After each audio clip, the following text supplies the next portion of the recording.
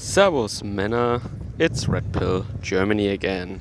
Today I want to share with you yet another wonderful scandal involving our health minister Jens Spahn. There's just something about this guy that makes him be involved in all these weird scandals lately, or started curiously about a year ago, a little more than a year ago. And I told you many stories about this guy already, and today it involves again masks, of course, his special favorite topic.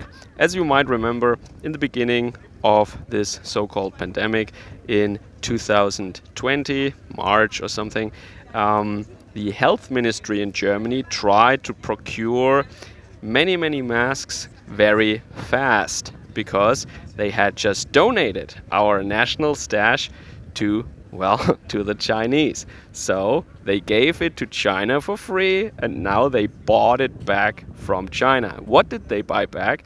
Of course, substandard, low quality masks that weren't even certified. They didn't have a label that they were tested, and that is why technically you cannot use them.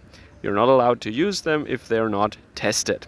Yeah, they were just toilet paper basically with a little string attached to it.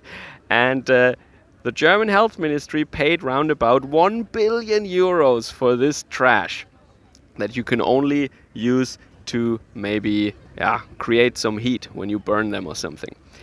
And then they noticed later, they don't have a label. They're not tested. They were never tested by any qualified institution, any certified testing lab or something. So we cannot use them. What did they do? And this is now so interesting. Jens Spahn, a politician, someone who normally wants to avoid scandals, who wants to be re-elected, or who doesn't want to damage his party's reputation or something like that. What was his thought? Let's give them to welfare recipients, or let's give them to homeless people. That was literally their plan. This is what Mr. Spahn came up with. We have these masks that we cannot use because they're Chinese crap. Let's give them to poor people. Yeah, poor people don't really need to be protected, or come on, this crap, we can just give it to poor people.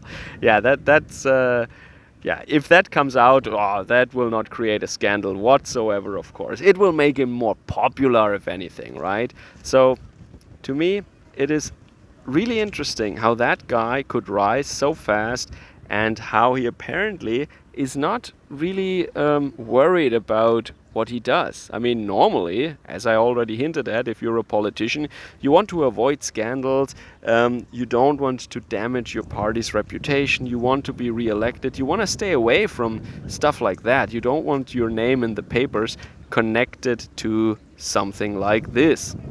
Let's just give dysfunctional or faulty, low-quality masks to poor people because, hey, they don't need any protection.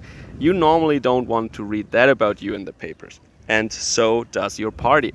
And it is also interesting, Angela Merkel was asked to fire him many times because of all his previous scandals. She never once criticized him, or she held on to him. I mean, other chancellors would have fired such a minister a long time ago. But somehow he is glued to his chair. It seems like he's being protected by many powerful people. And in fact, yes, if you are the darling of the globalists, or I should say, if you are one of their assets, one of their tools, you can get away with a lot of stuff. You can do these things and nothing happens to you. Your career just goes on according to schedule. So I just wanted to share this little story with you. And meanwhile, he is probably chilling in his mansion in Berlin.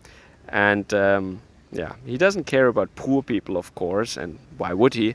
But as a politician, you normally don't want these things to leak out. Now it did, and nothing happens. Take care. Servus, Kameraden.